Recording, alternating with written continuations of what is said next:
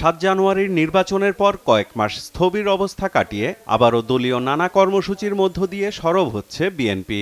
রাজপথের কর্মসূচির পাশাপাশি সমমনা রাজনৈতিক দল ও জোটগুলোর শরিকদের নিয়ে ধারাবাহিক বৈঠকের মধ্য দিয়ে নির্বাচন পরবর্তী আত্মপর্যালোচনা সহ ভবিষ্যৎ করণীয় ঠিক করতে এরই মধ্যে উদ্যোগ নিয়েছে দলটি। নির্দলীয় নিরপেক্ষ সরকারের অধীনে নির্বাচনের দাবি আদায়ে নতুন করে এখনো কৌশল নির্ধারণ না করা গেলেও রাজপথে দাবি আদায়ে জনসমর্থন ধরে রাখতে বেশি দিন সময় নিতে চান না যুগপথের শরিক দলের নেতারা।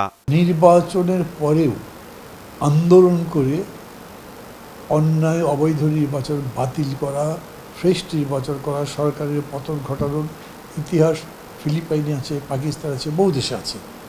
আমাদের এখানেও এটা হতে পারে। তবে সময় বেশি যদি যায় তাহলে মানুষ ঝিমিয়ে পড়লে ওটা তোলা মুশকিল হবে।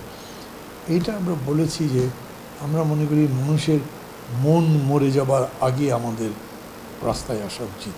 লক্ষ্যটা হচ্ছে যে এই সমস্ত পর্যালোচনা থেকে, মত বিনিময় থেকে আমরা নতুনভাবে সমগ্র এই ফ্যাসিবাদ বিরোধী গণতান্ত্রিক আন্দোলনকে সংগঠিত করবার জন্য আমরা কী ধরনের রাজনৈতিক কর্মসূচি গ্রহণ করতে পারি, রাজপথে কী ধরনের নির্দিষ্টভাবে আমরা উদ্যোগ গ্রহণ করতে পারি, এগুলো নিয়ে আমরা আলাপ আলোচনা করছি।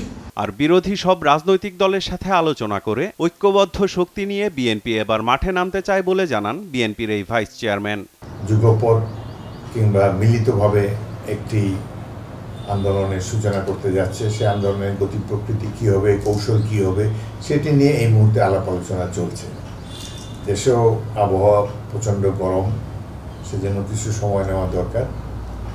মনে হয় যে বিরোধী দল গোছানো হয়ে গেলে এবং বিরোধী দলসমূহের সাথে একটা আন্দোলনের কৌশল নিয়ে ঐক্যমতে পৌঁছলে তারপরে বিএনপি রাজপথে নামবে আন্দোলনে। দেশের অর্থনৈতিক দুরবস্থার মধ্যে জনগণের আন্দোলন গড়ে তোলার এখন ভালো সময় বলেও মনে করেন মেজর অবসরপ্রাপ্ত হাফিজ উদ্দিন আহমদ বীর বিক্রম। পুলিশ দিয়ে হয়তো বিরোধী দলকে দমন করতে পারবে, বাট রিজার্ভের উন্নতি তারা করতে পারবে না এবং অর্থনৈতিক অবস্থাও উন্নতি করতে পারবে না, জিনিসপত্রের দাম কমাতে পারবে না। একটা দুঃসহ পরিস্থিতির মুখোমুখি দেশের সাধারণ জনগণ।